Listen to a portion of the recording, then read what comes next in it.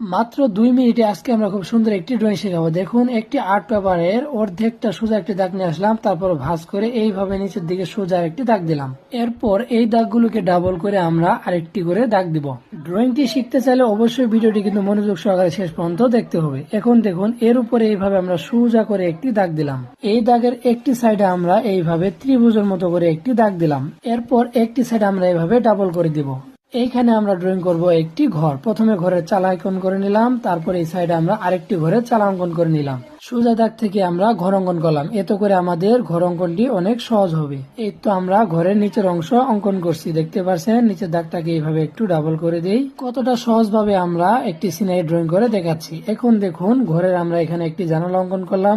এরপরে এখানে এই উপরে সোজা দাগের উপরে আমরা এখানে একটি জানালা অঙ্কন করলাম, তাহলে কিন্তু সহজ হলো। এরপর এইখানে আমরা একটি গাছ অঙ্কন করব। এই তো প্রথমে আমরা গাছের ডালপালা অঙ্কন করলাম, এরপর গাছের পাতাগুলো আমরা অঙ্কন করছি কতটা সহজ ভাবে, দেখতে পাচ্ছেন কতটা সহজ ভাবে আমরা একটি গাছ অঙ্কন করলাম। গাছটি ঘরের পিছনে রয়েছে। এরপর দেখুন, এই সোজা দাগের উপরে আমরা এইভাবে কিছুটা দূরের গাছপালা অঙ্কন করে দিলাম।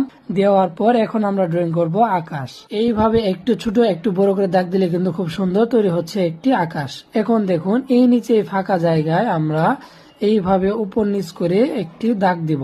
এইখানে আমরা কিছুটা কাশফুল ড্রয়িং করে দিব, যেহেতু এই জায়গাটা দেখতে অনেক ফাঁকা লাগছে। প্রথমে কাশফুলের গাছ অঙ্কন করলাম, এরপরে এইভাবে আমরা 3টি দাগ দিলাম। এই 3টি দাগ থেকে আমরা ড্রয়িং করব এই তো কাশফুল। কাশফুল আঁকা কিন্তু খুবই সহজ।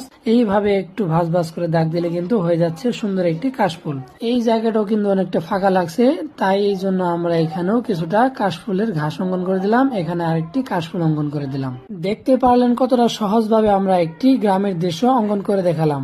এই ড্রয়িংটি আপনি চাইলে শরৎকাল বা বসন্তকাল হিসেবেও আঁকতে পারেন। ভিডিওটি সম্পূর্ণ দেখে আপনার কাছে কেমন লাগলো এবং পরবর্তীতে কোন ধরনের ভিডিও চান অবশ্যই কিন্তু কমেন্ট করে জানিয়ে যাবেন।